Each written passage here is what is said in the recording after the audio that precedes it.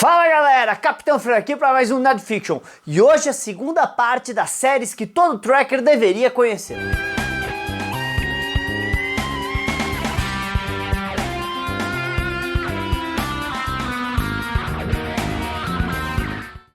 Gente, essa é a parte 2 que eu já fiz a parte 1, se você não viu, entre aí no canal das séries que eu acredito que todo fã de Star Trek deveria conhecer. Mas primeira coisa, vamos reintroduzir as regras. As regras sempre foram, primeiro, séries de formato longo, que são séries de 45 minutos lá, aquele bloco de 1 hora. Então, seriado de comédia, Big Bang Theory, animação e filme não constou da lista e não era para constar da lista. Outra coisa que eu entendi, na minha ideia, era colocar séries que tivessem alguma relação com Star Trek, seja por parte de produtores, seja por partes de escritores, seja por parte de atores, e que essa participação fosse recorrente. Então uma série que, a série tem um episódio de Star Trek na 5ª temporada, não classifica ter um episódio temático, como por exemplo Fresh Prince of Bel-Air, teve um episódio que brincou com Star Trek. The Wonder Years, certo, que classificaria aqui, certo, por ser uma série de formato longo, teve um episódio que o Kevin Hart se imaginou na série de Star Trek, mas um episódio não faz com que a série seja imperdível, no máximo faz com que esse episódio talvez seja para você que é fã de Star Trek, tudo bem? Então não era todas as séries, e aliás eu nunca tive a intenção de falar de todas as séries de ficção científica, porque primeiro são muitas séries de ficção científica, várias muito boas, mas que eu não via a ligação com o universo de Star Trek, tudo bem? Tá? Mas se a série não tem ligação, mas estava em competição direta com Star Trek, como era o caso de Babylon 5 ou Stargate, que estava em competição direta com Deep Space Nine e Voyager Enterprise, eu trouxe para a lista, tudo bem? Então essa sempre foi a minha intenção em fazer isso. Agora eu cometi algumas gafes, esqueci algumas séries sem querer e expandi um pouquinho aí por causa dos comentários do vídeo, que algumas eu realmente dou razão pro pessoal, outras eu não dou tanta razão assim. Como por exemplo Suits, que teve a participação em diversos episódios da Denise Crosby e eu não sabia, o pessoal dos comentários me avisou, porque eu não assisti Suits completo, então tá aí,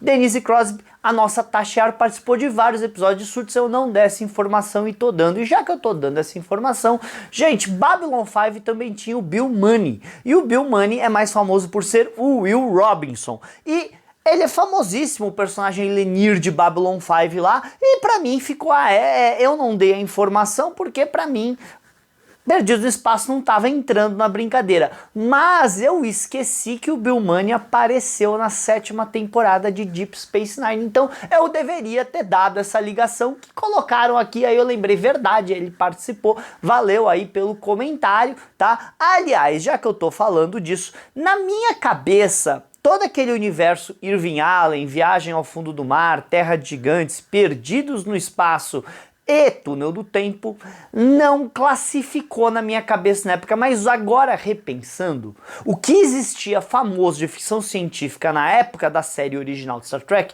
era as séries do Irving Allen e Zona Além da Imaginação, que eu coloquei na lista. Então eu realmente deveria ter colocado o universo Irving Allen, porque estava em competição direta com Star Trek, sem falar que diversos trabalharam nas duas séries, tá? E não vamos esquecer que lá em Túnel do Tempo a gente tinha o James Darren, certo? James Darren que vai fazer o Vic Fontaine aí, um personagem recorrente de Star Trek Deep Space Nine. Então essa eu admito, eu deveria ter colocado todo o universo Irving Allen, inclusive Perdidos no Espaço teve um ótimo remake da Netflix que estava ali em competição direta com a era Kurtzman de Star Trek, então realmente tudo isso deveria ter entrado, tudo bem? E já que eu tô falando de Perdidos no Espaço, não vamos esquecer que a mãe do Perdidos no Espaço participou da 1ª temporada de Babylon 5. Outro cara que eu também deveria ter falado que participou de Babylon 5 Star Trek é o mordomo da Lwaxana Troi, que esteve na 1ª temporada de Babylon 5 também, e ele tinha esse personagem recorrente aí na nova geração. Sem falar que ele era o tropeço original, ele era o tropeço dos filmes da família Addams. O tropeço original é outro ator que também fez Star Trek, ele teve na 1ª temporada aí da série clássica. De qualquer maneira, então, essas séries eu deveria ter comentado por causa disso, tudo bem? Uma série que me perguntaram aqui que eu coloquei e eu realmente decidi não incluir foi Firefly. Gente, Firefly pra mim não tinha nada a ver com a temática de Star Trek, a série do Joss Whedon que nunca trabalhou com Star Trek, produtores, atores, tudo diferente, tudo bem? Mas pediram, então eu comento. Gente, Firefly é muito bom, adoro Nathan Fillion no papel e tal, mas Firefly é um bang bang espacial, é muito diferente de Star Trek, só tem o mesmo tempo espacial. Mas se eu quiser ser chato, Star Trek original foi vendido como um bang bang espacial, então dá pra fazer essa ligação aí com Firefly. Agora, e The Expanse? Também me perguntaram aqui nos comentários de The Expanse. Gente, The Expanse eu deixei fora, porque apesar de ser todo o tema espacial e o The Belt e colonização, eu não achei que tinha tanto a ver assim com Star Trek. Mas agora, repensando, The Expanse estava em competição direta com a era Kurtzman, Star Trek Picard e Star Trek Discovery, então as séries foram ali ao mesmo tempo por serviços de streaming juntos. Picard e The Expanse chegaram a estar juntos no serviço de streaming do Prime Video. Então eu acho que agora, repensando, sim, The Expanse deveria ter entrado aí na minha lista pelo mesmo motivo do universo Irving Allen, pela competição direta que existia com as séries na época. Aliás, em The Expanse, diversos atores de Star Trek Discovery, como por exemplo a Sarah Mitchell, chegaram a participar das duas séries aí, Star Trek Discovery e The Expanse.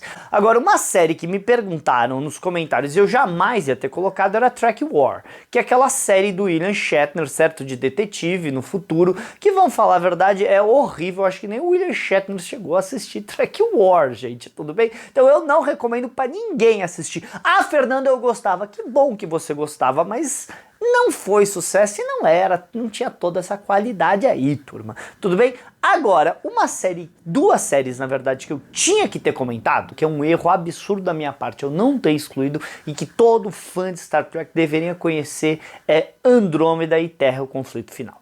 Gente, o que acontece aqui? Depois, o Gene Roddenberry, né, criador de Star Trek, faleceu no começo dos anos 90. E isso fez com que na época, Star Trek estava na maior alta da sua vida e a ideia de ter séries do Gene Roddenberry vendiam muito. Então, a Marge Obert, primeira dama de Star Trek, aí, certo, ex-esposa, né, viúva do Gene, ela vendeu duas ideias, dois scripts, certo, de ideias do Roddenberry aí para televisão norte-americana, falando que eram ideias originais que o Roddenberry tinha abandonado. A primeira delas, né, é Andrômeda. Andrômeda, que, de acordo com o mito, era uma ideia para Star Trek, onde a USS Enterprise e sua tripulação ficariam congelados no tempo e iriam passar num futuro dali a 1000 anos, onde a Federação teria caído e a tripulação da Enterprise ia ter que reconstruir a Federação, tudo bem? Então eles venderam isso aí, só que tiraram as referências de Star Trek, que nem Orville, fez o seu próprio universo ali, estrelado pelo Kevin Sorbo, se eu não me engano era Dylan Hunt, não era? Certo? Como o capitão da Andrômeda que tem que reconstruir a Federação. Mas, gente, não vamos esquecer, isso não quer dizer, certo, que a terceira temporada de Star Trek Discovery não era uma ideia original do Curtis Kurtzman e dos seus asseclas. Afinal de contas, a gente sabe que o cara é extremamente criativo e só trabalha com um produto original. Parabéns, Kurtzman. Só porque Andrômeda fez nos anos 90 não quer dizer que a sua terceira temporada de Star Trek Discovery não era original da sua cabeça. Continuando, tá? A gente teve então Andrômeda, todo esse negócio aí, é uma produção do Gene Roddenberry, suposta produção do Gene Roddenberry, né? Póstuma, tá? E era bem interessante, seria como imaginou que o fim da Federação no seu próprio universo. Agora, outra que também foi vendida como sendo um produto da cabeça de Gene Roddenberry e aí sai completamente, certo, de Star Trek é Terra, o Conflito Final. Gente, Terra, o Conflito Final, que teve 5 temporadas, viu? Quando eu fui pesquisar a série para fazer esse vídeo, eu fiquei surpreso, porque eu só lembrava de 3. Porque Terra, o Conflito Final, gente, e Andrômeda, para falar a verdade, eu completamente esqueci que elas existiam quando eu fiz o vídeo anterior. Falar a verdade, Andrômeda eu assisti tudo, gostei bastante, mas Terra, o Conflito Final, ela passava na TV aberta quando eu assisti nos anos 90, enquanto Andrômeda eu assistia pela XN, então dava para assistir direito. E todo mundo que era fã de Star Trek aí nos anos 90, aliás, todo mundo que era fã de Arquivo X nos anos 90, sabe como era difícil assistir série na TV aberta brasileira, principalmente quando a série tinha interconectividade entre os episódios, porque tudo era passado na ordem errada e para mim foi muito difícil conseguir assistir Terra, o Conflito Final, que aliás, Terra o Conflito Final, ideia original do Gene Roddenberry, era produzido pela Major e pelo filho dela, o Rod, sem falar que a Major participou de 11 episódios e a Marina Sirtis também fez uma participação especial em um episódio, sem falar que a DC Fontana chegou a trabalhar também como escritora aí da série e o próprio filho do casal, Rod Roddenberry, chegou a escrever um episódio da série também. Então essa é bem ligado aí com o universo Star Trek e, falar a verdade, quando eles mataram o detetive, né, da primeira temporada para a segunda temporada, eu fiquei meio chateado com a série. Nem sei se ele voltou. E assisti pouquíssimos episódios da segunda e terceira temporada, tá? Quando eu vi que teve 110 episódios e 5 temporadas, eu fiquei surpreso, tá? Mas a série, todo mundo fala que é muito boa. Pra mim, ela sempre teve aquele tom meio V, por causa que contava a história dos irmãos, né? Grandes irmãos, não era? Que era uma raça alienígena que vinha pra Terra nos anos 90 pra ajudar a gente. Por isso que eu falo, parece muito V. Aquela série dos reptilianos, certo, né? Que se passava por humanos e veio pra Terra pra ajudar a Terra, mas na verdade queria comer a gente. Eu sempre achei essas séries muito precisas. Aliás, teve um remake, viu? Que a Morena Baccarin, certo? Famosa aí por Stargate e pelo Deadpool, era a rainha, certo? O remake foi bem legal, falar a verdade. Mas também são séries que eu decidi não incluir, tá? Ver uma série que eu também decidi não incluir, que apesar de ser muito legal, eu não acho que tem nada a ver com a temática de Star Trek. Porque é o que eu falei, gente, tem ótimas séries, por exemplo, eu adorava Space Above and Beyond, que era uma série de guerra no espaço, com caças meio que um Top Gun espacial, tá? Mas eu nunca achei que ela tinha nada a ver com Star Trek. Ela teve até uma participação especial do David Duchovny, né? Certo? Que na época estava muito famoso em Arquivo X para tentar trazer popularidade da série, mas nunca deu certo. E eu adorava essa série. Então tem várias séries muito boas que eu não comentei por eu julgar que a temática tava fora, mas são séries muito boas. Mas que séries que eu coloquei nesse vídeo então? Claro, então tô excluindo as séries do primeiro vídeo, se você não viu a primeira parte vai lá. Mas ó, todo o universo Irving Allen, Terra de Gigantes, Perdidos no Espaço, tanto original quanto remake, nada do filme do Joey Tribbiani, certo? Tanto original quanto remake, Túnel do Tempo, a Viagem ao Fundo do Mar, todas eu acho que vale muito a pena para os fãs de Star Trek conhecer pelo que existia na época. The Expanse vale muito a pena para os fãs verem o que estava em competição com a Era Kurtzman, certo? Na época que foi ao ar ali no começo da guerra dos streamings, tá? E também acho que vale muito a pena vocês verem tanto Andrômeda quanto Terra, o Conflito Final. Gente, todas essas séries são muito difíceis de achar, viu? Eu sei que Andrômeda tem lá na Pluto TV, mas pô, é muito legal ver essas duas séries, ver o que era a cabeça do Gene Roddenberry fora de Star Trek, apesar dele não ter trabalhado diretamente nas séries, a ideia era dele e vale a pena para todo fã de Star Trek aí conhecer.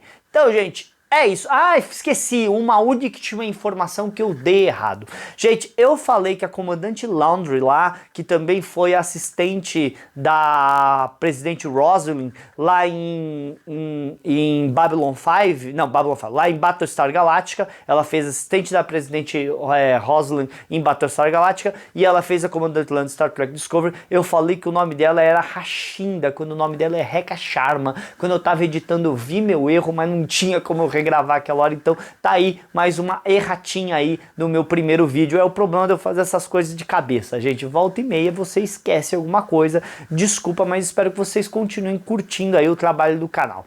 Gente, para você que é sócio Nova Frota, você deve ter reparado que a gente ainda não mandou aí a última edição da Diário de Bordo para vocês, tá? Gente, nós tivemos um problema que a gente tentou trazer com uma gráfica nova.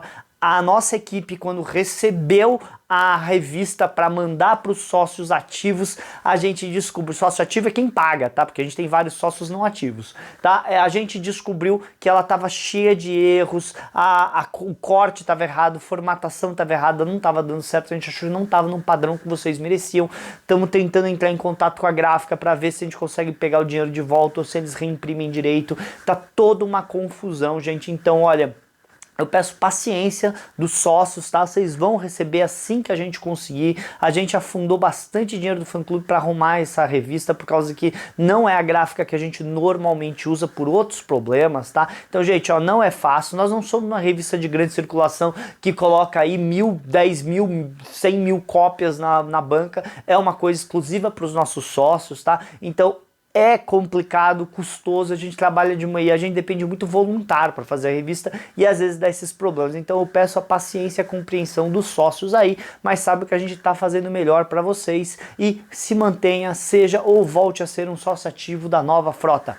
Falou, galera!